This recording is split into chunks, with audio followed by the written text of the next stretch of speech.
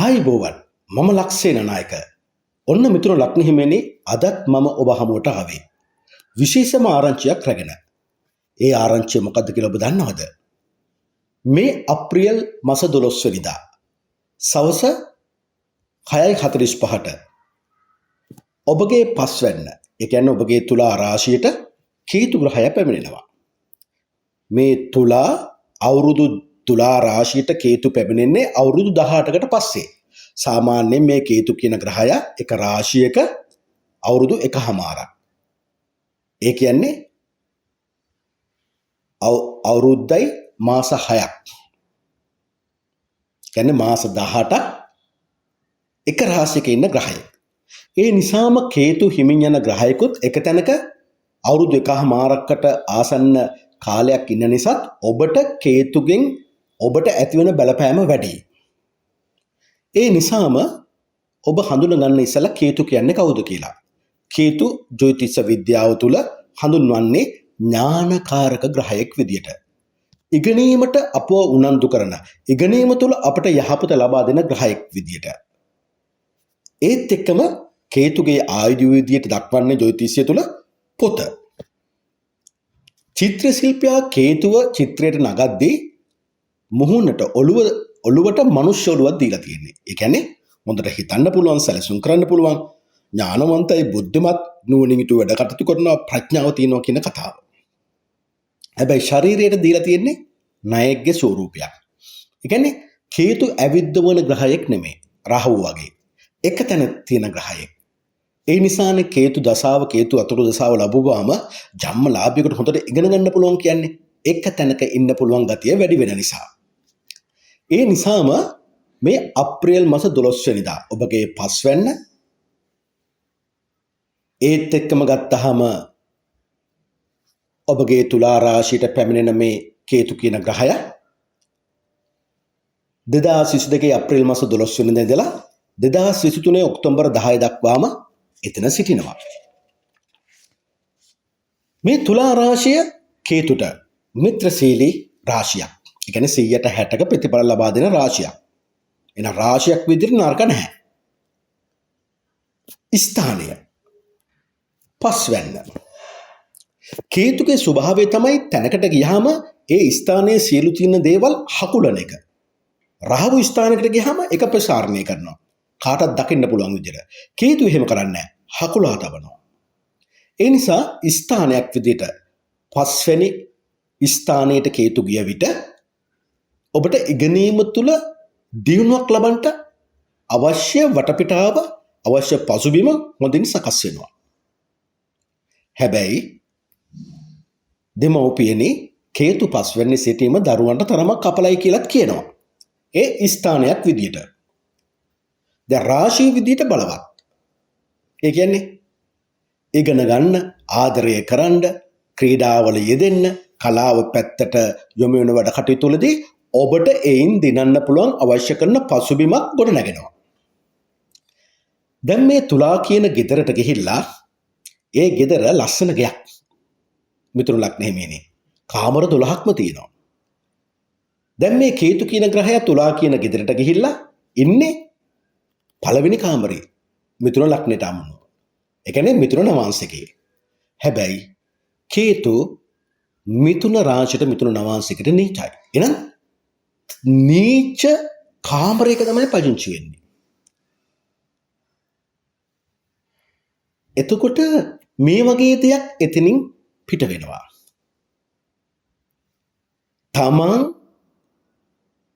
තමන් සතු ආදරය කරන දේවල්, ලිංගතුව රැක බලා ගන්න දේවල් තමන්ට අහිමි වෙන්න පුළුවන්.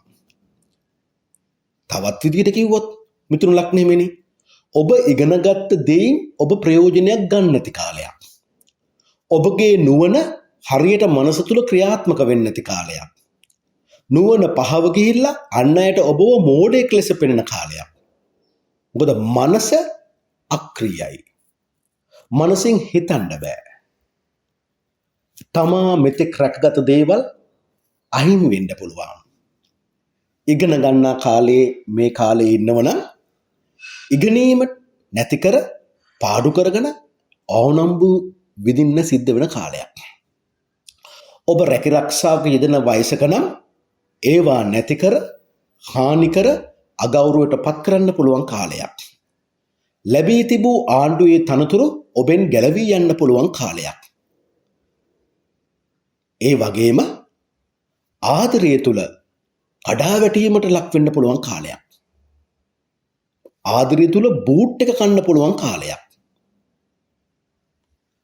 ඒත් එක්කම ආදරය කියද්දි මේක විවාහයටත් බලපානවා.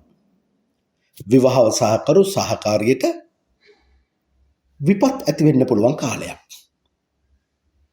ඒත් එක්කම ඔබව අන්න ඉදිරියේ මෝඩයෙක් ලෙස හන්වඩු ගැහෙන්න පුළුවන් කාලයක්. ඔබගේ ඉදිරිය අවිනිශ්චිත කරන කාලයක්. මානසික ගැටලු වැඩි කරන කාලයක්. මානසික ආතතින් වැඩි කරන කාලයක්. නීති ගැටලු වලට මැදි විය හැකි කාලයක්. කලකිරීමෙන් පිරුණු මනසක් ඔබට අයිති වෙනවා. විශේෂයෙන් ඔළුව, උරහිස, යටිපතුල වලලු කර ආශ්‍රිත ශරීර පැතිවල රෝග පීඩා මතුවෙන්නත් පුළුවන්. දැන් මම මොකද්ද මේ කියන්නේ?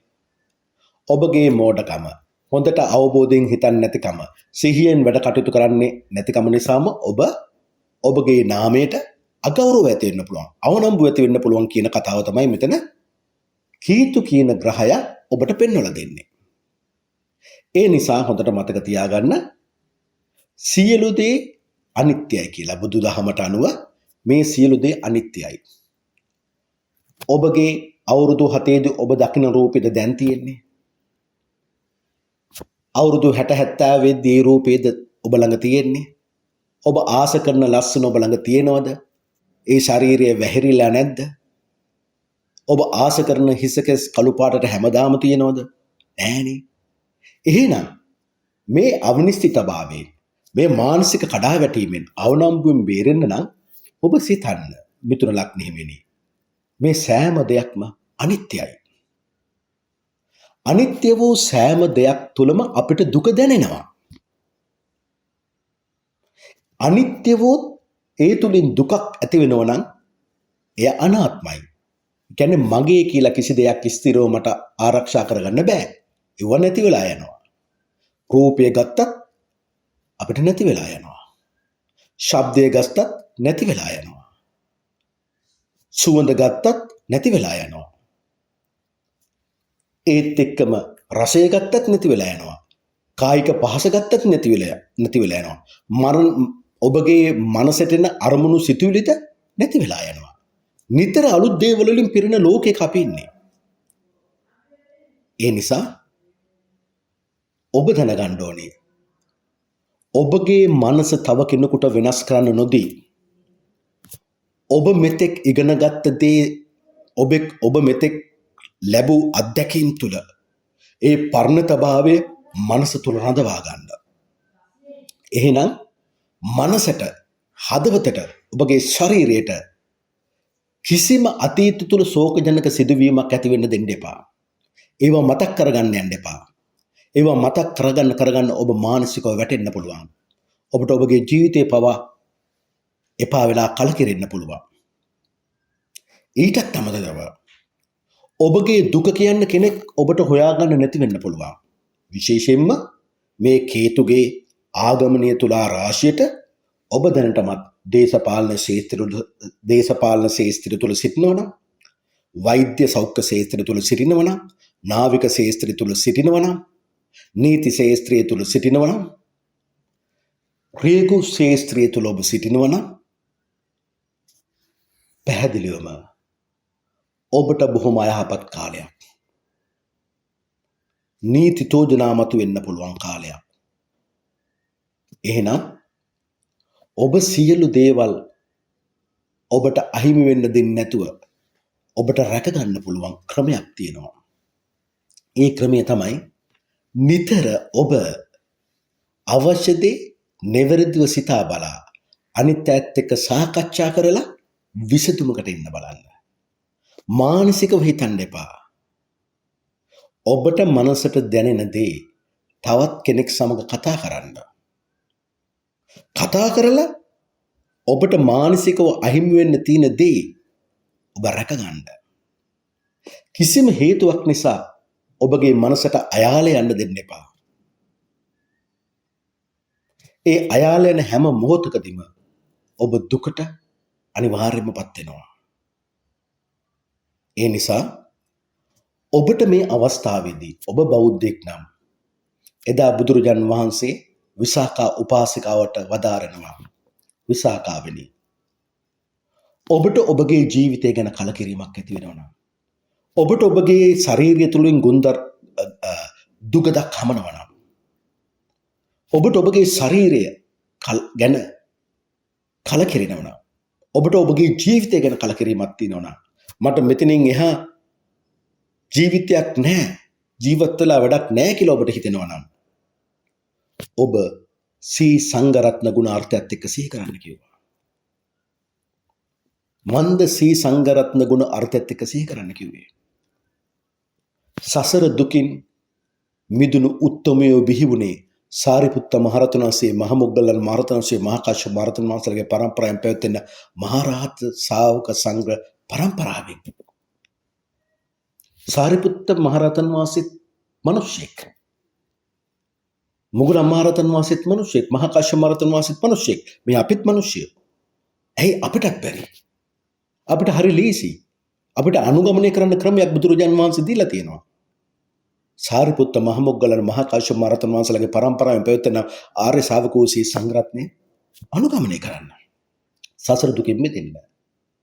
එහෙමනම් ඔබට මේ දුක නැති කරගන්න තියෙන එකම ක්‍රමය තමයි සී සංඝරත්න ගුණ අර්ථයත් එක්ක දිනකට 5-6 සැරයක් ඔබ මෙනෙහි කරන්න. මනසින් වැටෙන හැම මොහොතකදීම ඔබට ඔබගේ නාමයට ඔබට ගෞරවයක් ඇතින හැම වේලාවකදීම, අසිහියෙන් සිටින හැම වේලාවකදීම ඔබගේ මනස ඔබව අයාලේ යවන්න. අර අපි අපේ වචනින් කියන්නේ පිස්සු කෙලින්න කියලා. ඒ වගේ තැන්වලට යවන්න. නොහොබිනා පැතිවලට ඔබ යවන්න. ඔබගේ මනස ඔබට යෝජනා කරනවා නම් ඔබ සී සංඝරත්න ගුණ සිහි කරන්න. මන්ද සී සංඝරත්න ගුණ වලට ඒ මාර පාර්ශික සිතිවිලි පළවා හැර ඔබ බේර ගන්න පුළුවන්. හරියට දුගද හම්බන මිනිස්සෙක් හොඳ පණිට්ටුවකින් වතුර අරගෙන නාලා සබන් ගාලා ෂැම්පු ගාලා පිරිසුදු කරලා ෆ්‍රෙෂ් වෙලා නැවුම් ගතියකට එනවා වගේ මේ සී සංඝරත්න ගුණ වලට පුළුවන් ඔබව ඔබගේ ජීවිතය තුළ පිරිසුදු අය බවට පත් කරන්න. ෆ්‍රෙෂ් ගතියක් ඔබට ඇති කරන්න. නැවුම් ගතියක් ඔබට ඇති කරන්න. ඒ තුළ ජීවිතයට වටිනාකමක් දෙන්න. ඒ තුළ ජීවිතයේ ඉදිරිය ගැන ධනාත්මකව හිතන්න. ඔබට මේ සී සංඝරත්න ගුණ ඔබට බොහෝ උපකාරී වෙනවා. අපි මෙසේ සී සංඝරත්න ගුණ සිහි කරමු. මිථුන ලග්න හිමියනි. ඒ භාග්‍යවත් රහත් ගෞතම සම්මා සම්බුදු බුදුරජාන් වහන්සේගේ අග්‍ර ආර්ය ශාවක සී සංඝරත්නය වූ සාරිපුත්ත මහරහතන් වහන්සේ, මහ මොග්ගල්ලාන මහරහතන් වහන්සේ, මහා කාශ්‍යප මහරහතන් වහන්සේලාගේ පරම්පරාවෙන් පැවතෙනා වූ ආර්ය ශාවක වූ සී සංඝරත්නය අධිචිත්ත සංඛ්‍යාත, අධි සීල සංඛ්‍යාත, අධි ප්‍රඥා සංඛ්‍යාත පිළිවෙත් වලට යොමු වෙමින් නිවන අරමුණු කොටගෙන නිර්වාණ අවබෝධයේ පිණසම සීල සමාධි ප්‍රඥා ප්‍රතිපත්ති වල පිහිටමින් රාගයේ මොහය දෙවේසිය දුරු කර නිවන අරමුණු කොටගෙනම ඒ සඳහා සුදුසු වූ පිළිවෙත් මනවින් සකස් කොටගෙන මනවින් පූර්ණ්‍ය කරන නිසාම සුපටිපන්න වනසේක.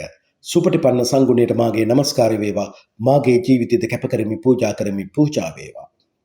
ඒ භාග්‍යවත් රහත් ගෞතම සම්මා සම්බුදු බුදුරජාන් වහන්සේගේ අග්‍ර ආර්ය ශාවක සී සංඝරත්නය වූ සාරිපුත්ත මහරහතන් වහන්සේ, මහ මොග්ගල්ලාන මහරහතන් වහන්සේ, මහා කාශ්‍යප මහරහතන් වහන්සේලාගේ පරම්පරාවෙන් පැවතෙනා වූ ආර්ය ශාවකෝ සී සංඝරත්නය අධිචිත්ත සංඛ්‍යාත, අධි සීල සංඛ්‍යාත, අධි ප්‍රඥා සංඛ්‍යාත පිළිවෙත් වලට යොමු වෙමින් නිවන අරමුණු කොටගෙන නිර්වාණ අවබෝධය පිණිසම සීල සමාධි ප්‍රඥා ප්‍රතිපත්ති වල පිහිටමින් රාගය මොහය දෙවේසී දුරු කර නිවන අරමුණු කොටගෙනම නිවන සාක්ෂාත් කර ගැනීම සඳහා ඊට සුදුසු වූ ඍජු ආර්ය අෂ්ටාංගික වත් පිළිවෙත් මනවින් සකස් කොටගෙන මනවින් පූර්ණ කරන නිසා උජපටිපන්න වනසේක. උජපටිපන්න සංගුණයට මාගේ නමස්කාරය වේවා. මාගේ ජීවිතයද කැප කරමි, පූජා කරමි, පූජා වේවා. ඒ භාග්‍යවත් රහත් ගෞතම සම්මා සම්බුදු බුදුරජාන් වහන්සේගේ අග්‍ර ආර්ය ශාවක සී සංඝරත්නය වූ සාරිපුත්ත මහරහතන් වහන්සේ, මහ මොග්ගල්ලාන මහරහතන් වහන්සේ, මහා කාශ්‍යප මහරහතන් වහන්සේලාගේ පරම්පරාවෙන් පැවතෙනා වූ ආර්ය ශ්‍රාවක වූ සී සංඝරත්නය. අධිචිත්ත සංඛ්‍යාත, අධිසීල සංඛ්‍යාත, ප්‍රඥා සංඛ්‍යාත පිළිවෙත් වලට යොමු වෙමින් නිවන අරමුණු කොටගෙන නිර්වාණ අවබෝධය පිණිසම සීල සමාධි ප්‍රඥා ප්‍රතිපත්ති වල පිහිටමින් රාගය මොහය දෙවිසික දුරු කර නිවන සාක්ෂාත් කර ගැනීම සඳහාම දුක්ඛ ආර්ය සත්‍ය පිළිබඳ අවබෝධාත්මක ඥානයක් ලබා ගැනීම සඳහා, දුක්ඛ සමුදය ආර්ය සත්‍ය පිළිබඳ අවබෝධාත්මක ඥානයක් ලබා ගැනීම සඳහා, දුක්ඛ නිරෝධ ආර්ය සත්‍ය පිළිබඳ අවබෝධාත්මක ඥානයක් ලබා ගැනීම සඳහා, දුක්ඛ නිරෝධ ගාමිනී ප්‍රතිපදාය පිළිබඳ ආර්ය සත්‍ය පිළිබඳ අවබෝධාත්මක ඥානයක් ලබා ගැනීම සඳහා ඒ සඳහා සුත්තු පිළිවෙත් මනවින් සකස් කොටගෙන මනවින් පූර්ණ කළ නිසා ඥායපටිපන්න වනසේක. ඥායපටිපන්න සංගුණයට මාගේ නමස්කාරය වේවා. මාගේ ජීවිතයද කැප කරමි, පූජා කරමි, පූජා වේවා. ඒ භාග්‍යවත් රහත් ගෞතම සම්මා සම්බුදු බුදුරජාන් වහන්සේගේ අග්‍ර ආර්ය ශ්‍රාවක සී සංඝරත්නය වූ සාරිපුත්ත මහරහතන් වහන්සේ, මහා මොග්ගල්ලාන මහරහතන් වහන්සේ, මහා කාශ්‍යප මහරහතන් වහන්සේලාගේ පරම්පරාවෙන් පැවතෙනා වූ ආර්ය ශ්‍රාවක වූ සී සංඝරත්නය අධිචිත්ත සංඛ්‍යාත, අධිසීල සංඛ්‍යාත, ප්‍රඥා සංඛ්‍යාත පිළිවෙත් වලට යොමු වෙමින් නිවන අරමුණු කොටගෙන නිර්වාණ අවබෝධය පිණිසම සීල සමාධි ප්‍රඥා ප්‍රතිපත්ති වල පිහිටමින් රාගය මොහය දෙවේසී දුරු කර නිවන සාක්ෂාත් කර ගැනීම සඳහාම ධර්මය ගැන මනා අවබෝධයක් ලබා ගැනීම සඳහාද, ධර්මය පිළිබඳ නුවණින් විමසුම් කිරීම සඳහාද, ධර්මය නිරතුරු සාකච්ඡා කරනු පිණිසද ඊට සුදුසු වත් පිළිවෙත් මනවින් සකස් කොටගෙන මනවින් පූර්ණ කරන නිසා සාමීචිපටිපන්න වනසේක. සාමීචිපටිපන්න සංගුණයට මාගේ නමස්කාරය වේවා. මාගේ ජීවිතයද කැප කරමි, පූජා කරමි, පූජා වේවා. ඒ භාග්‍යවත් රහත් ගෞතම සම්මා සම්බුදු බුදුරජාන් වහන්සේගේ අග්‍ර ආර්ය ශ්‍රාවක සී සංඝරත්නය වූ සාරිපුත්ත මහරහතන් වහන්සේ, මහා මොග්ගල්ලාන මහරහතන් වහන්සේ, මහා කාශ්‍යප මහරහතන් වහන්සේලාගේ පරම්පරාවෙන් පැවතෙනා වූ ආර්ය ශ්‍රාවක වූ සී සංඝරත්නය යුගල වශයෙන් 4 දෙනෙක්ද, තනි පුද්ගල වශයෙන් 8 දෙනෙක්ද වනසේක. සෝතාපට්ට ඵලයට පැමිණි තැනැත්තා, සෝතාපට්ට ඵලය සාක්ෂාත් කරගෙන තැනැත්තා, සගදාගාමි මාර්ග ඵලය ලබා ගැනීම සඳහා ඒ මාර්ගයට අවතීර්ණ වූ තැනැත්තා, සකදාගාමි ඵලය සාක්ෂාත් කරගෙන තැනැත්තා, අනාගාමි ඵලය සාක්ෂාත් කර ගැනීමට ඒ මාර්ගයට පැමිණි තැනැත්තා, අනාගාමි ඵලය සාක්ෂාත් කරගෙන තැනැත්තා, මහරහත් ඵලය සාක්ෂාත් කර ගැනීමට ඒ මාර්ගයට පැමිණි තැනැත්තා, මහරහත් ඵලය සාක්ෂාත් කරගෙන තැනැත්තා යනුවෙන් යුගල වශයෙන් 4 දෙනෙක්, තනි පුද්ගල වශයෙන් 8 දෙනෙක් දවනසේක. ඒ භාග්‍යවත් රහත් ගෞතම සම්මා සම්බුදු බුදුරජාන් වහන්සේගේ අග්‍ර ආර්ය ශ්‍රාවක සී සංඝරත්නය වූ සාරිපුත්ත මහරහතන් වහන්සේ, මහා මොග්ගල්ලාන මහරහතන් වහන්සේ, මහා කාශ්‍යප මහරහතන් වහන්සේලාගේ පරම්පරාවෙන් පැවතෙනා වූ ආර්ය ශ්‍රාවක වූ සී සංඝරත්නයට ඊතා දුර බැහැර සිට ගෙන එන ලද පූජාවන් පවා පූජා කර වැඳුම් පිදිම් කිරීමට සුදුසුවෙන් ආවුනියෝ වනසේක. ආවුනියෝ සංගුණයට මාගේ නමස්කාරය වේවා. මාගේ ජීවිතයද කැප කරමි, පූජා කරමි, පූජා වේවා. ඒ භාග්‍යවත් රහත් ගෞතම සම්මා සම්බුදු බුදුරජාන් වහන්සේගේ අග්‍ර ආර්ය ශ්‍රාවක සී සංඝරත්නය වූ සාරිපුත්ත මහරහතන් වහන්සේ, මහා මොග්ගල්ලාන මහරහතන් වහන්සේ, මහා කාශ්‍යප මහරහතන් වහන්සේලාගේ පරම්පරාවෙන් පැවතෙනා ආර්ය ශ්‍රාවක වූ සී සංඝරත්නයට ආගන්තුක වශයෙන් තම නිවසට වඩිනා කල්ලි තමා විසින් උසස් ලෙස, ප්‍රණීත ලෙස සකස් කරගන්න ලද ආහාර භෝජන පූජා කර වැඳුම් පිදුම් කිරීමට සුදුසු වෙයි. පහවුනියෝ වනසේක. පහුනියෝ සංගුණයට මාගේ නමස්කාරය වේවා. මාගේ ජීවිතයද කැප කරමි, පූජා කරමි, පූජා වේවා. ඒ භාග්‍යවත් රහත් ගෞතම සම්මා සම්බුදු බුදුරජාන් වහන්සේගේ අග්‍ර ආර්ය ශ්‍රාවක සී සංඝරත්නය වූ සාරිපුත්ත මහරහතන් වහන්සේ, මහා මොග්ගල්ලාන මහරහතන් වහන්සේ, මහා කාශ්‍යප මහරහතන් වහන්සේලාගේ පරම්පරාවෙන් පැවතෙනා ආර්ය ශ්‍රාවක වූ සී සංඝරත්නය අපි පින් කුසල් රැස් කර ගැනීමේ අරමුණෙන් මෙලොව පරලොව දෙවිලොව වෙනුවෙන් පිළිගැන්වීමට සූදානම් කර තිබෙන දක්ෂිනාවන් දානයෙන් පවා මේ සී සංඝරත්නයට පූජා කර වැඳුම් පිදුම් කිරීමට සුසු වෙයි. දක්ඛිනියෝ වනසේක. දක්ඛිනියෝ සංගුණයට මාගේ නමස්කාරය වේවා. මාගේ ජීවිතයද කැප කරමි, පූජා කරමි, පූජා වේවා. ඒ භාග්‍යවත් රහත් ගෞතම සම්මා සම්බුදු බුදුරජාන් වහන්සේගේ අග්‍ර ආර්ය ශ්‍රාවක සී සංඝරත්නය වූ සාරිපුත්ත මහරහතන් වහන්සේ, මහා මොග්ගල්ලාන මහරහතන් වහන්සේ, මහා කාශ්‍යප මහරහතන් වහන්සේලාගේ පරම්පරාවෙන් පැවතෙනා වූ ආර්ය ශ්‍රාවක වූ සී සංඝරත්නය දැඩි උවමනාවකින්, දැඩි බලාපොරොත්තුවකින්, දැඩි උත්සාහකින් යුතුව නිවන අරමුණු කොටගෙන නිර්වාණ අවබෝධය පිණිසම දොහොත් මුදුනේ තබා නමස්කාර කළ හැකි වත් පිළිවෙත් මනවින් සකස් කොටගෙන මනවින් පූර්ණ කරන නිසා අංජලි කරණීය වනසේක. අංජලි කරණීය සංගුණයට මාගේ නමස්කාරය වේවා. මාගේ ජීවිතයද කැප කරමි, පූජා කරමි, පූජා වේවා. ඒ භාග්‍යවත් රහත් ගෞතම සම්මා සම්බුදු බුදුරජාන් වහන්සේගේ අග්‍ර ආර්ය ශ්‍රාවක සී සංඝරත්නය වූ සාරිපුත්ත මහරහතන් වහන්සේ, මහ මොග්ගලණ මහරහතන් වහන්සේ, මහා කාශ්‍යප මහරහතන් වහන්සේගේ පරම්පරාවෙන් පැවැත්වෙනා ආර්ය ශාවකෝසී සංඝරත්නය උත්තරීතර පින්කෙතක් පින් කුඹුරක් වන නිසා. උත්තරීතර පින්කෙතක් පින් කුඹුරක් වනසේක. ඒ නිසාම සී සංඝරත්නයට සිව්පසින් උපස්ථාන කරමින් අපට බොහෝ පින් කුසල් රැස් කරගත හැකි වෙයින්. ඒ භාග්‍යවතුන් රහත් ගෞතම සම්මා සම්බුදු බුදුරජාණන් වහන්සේගේ අග්‍ර ආර්ය ශාවක සී සංඝරත්නය වූ සාරිපුත්ත මහරහතන් වහන්සේ, මහ මොග්ගලණ මහරහතන් වහන්සේ, මහා කාශ්‍යප මහරහතන් වහන්සේලාගේ පරම්පරාවෙන් පැවැත්වෙනා ආර්ය ශාවකෝ සී සංඝරත්නය අනුත්තරම් පුණ්‍යක්කෙත්තන් සංඝගුණයෙන් යුක්ත වනසේක. ඒ අනුත්තරම් පුණ්‍යක්කෙත්තන් සංඝගුණයට මාගේ නමස්කාරය වේවා. මාගේ ජීවිතයද කැප කරමි, පූජා කරමි, පූජා වේවා. මෙලෙස සී සද්ධර්ම ගුණ අර්ථයත් එක්ක සිහි කරන්න. හොඳින් මතක තියාගන්න.